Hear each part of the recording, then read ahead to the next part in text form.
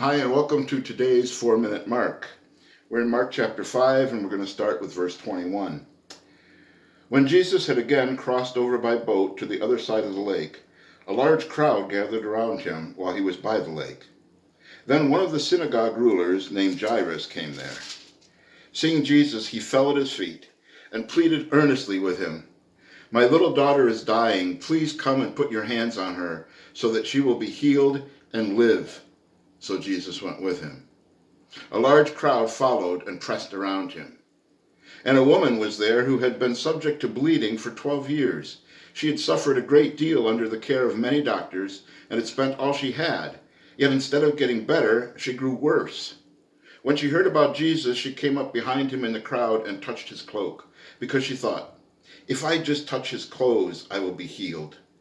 Immediately her bleeding stopped, and she felt in her body that she was freed from her suffering. At once Jesus realized that power had gone out from him. He turned around in the crowd and asked, "Who touched my clothes?" "You see the people crowding against you," his disciples answered, "and yet you can ask, 'Who touched me?'" But Jesus kept looking around to see who had done it. Then the woman, knowing what had happened to her, came and fell at his feet, and trembling with fear, told him the whole truth. He said to her, "Daughter, your faith has healed you. Go in peace and be freed from your suffering." A couple things to notice here. Jairus is a synagogue ruler. Think of synagogues as being basically Jewish churches. I know they're not exactly the same, but for our purposes, think of them as being Jewish churches.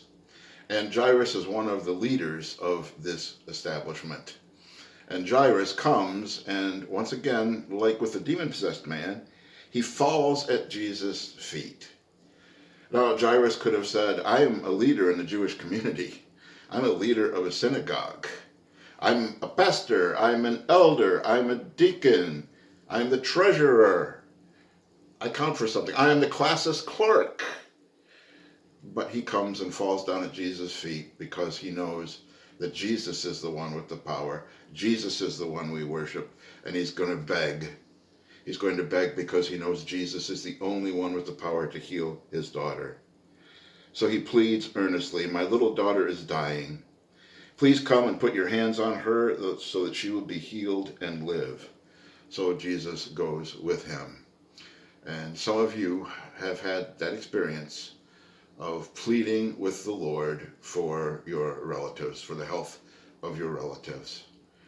Sometimes God answers yes, praise the Lord that he does. Sometimes God answers no, and God takes our relatives home, and it is hard. So you can relate to what Jairus is going through here. And notice that Jesus has compassion on him. Jesus goes with him. So Jesus cares when our family members are suffering and when we're praying about it.